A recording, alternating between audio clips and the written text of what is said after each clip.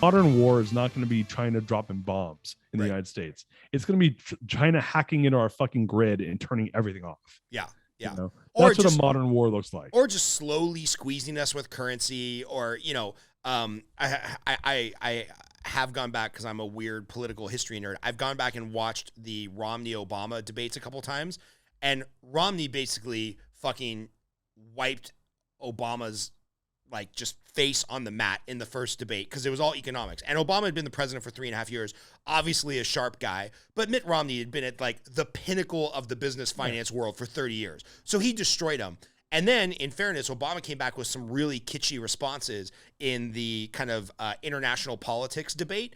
And, he made a couple famous lines like, hey, the 1980s called and they want their foreign policy back. And, why are you over here ranting against Russia and China being the biggest threat to our democracy? And then fast forward, 6 years and it's like, oh shit, Russia and China is a real big threat to our democracy. So Romney got it absolutely right. But he really described in those debates, no, you don't understand. We're not talking about bayonets. We're talking about show of force with aircraft carriers. And we're talking about not letting them manipulate our currency into effectively trying to turn us into Argentina. And he was absolutely right, but that's not the interesting shit voters want to hear. They want the kitschy little, kidney punches and whatnot, and the cool one-liners that make their way onto Twitter. But it is worrisome that we're in a low-level conflict with a lot of countries like China, but it's all financial and it's digital, and it's a different kinds of arms race. It's not stacking bullets and nukes.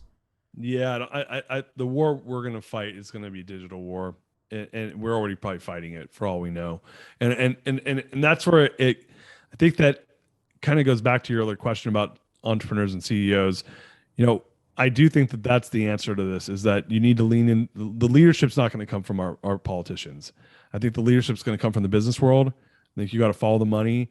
And what I'm finding is that, the ones that are most bullish are the ones who are investing in their people and are really leading organizations in a way where they themselves, there's a saying, I'm a conscious capitalist, by the way. So what does that mean? That means that I believe that you can do great by doing good.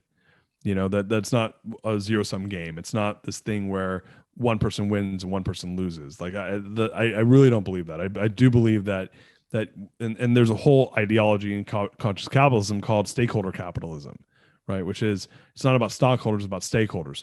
I.e., I can run ExxonMobil and fucking dump tons of fucking oil into the ocean to save money, but I'm fucking the ocean up and I'm causing some downstream expenses that someone else is going to have to pay, or even I might have to pay it in the future, right? So a conscious capitalist would say, well, there's a real expense associated with that. And so your bottom line isn't really your bottom line, because you got to factor in that expense. Whereas if I'm a conscious capitalist, I'd say, well, what if I did it the right way that protected the environment, and I actually looked out for the longevity of the world, and that's actually adding an asset to the balance sheet over time, right? So conscious capitalism, there's a saying which is, with the leadership goes the organization. So with the leadership goes the organization. So if you apply that logic against the United States government right now, we have a fucking big fat ass gap in leadership, and then this is not, I'm not picking on Biden, or I'm not picking on Trump.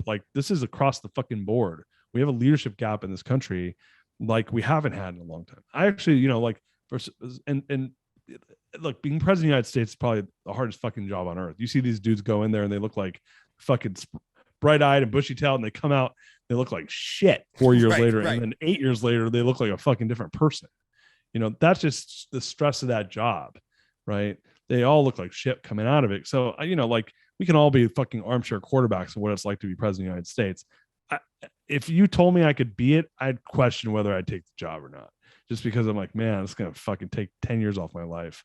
And am I really going to get anything done? Because these motherfuckers all just, nobody wants to get anything done, right? No one's really trying to get shit done for the country as a whole. They're trying to get shit done for their party, right? Which, dude, that's fucked. That doesn't work for me on either side.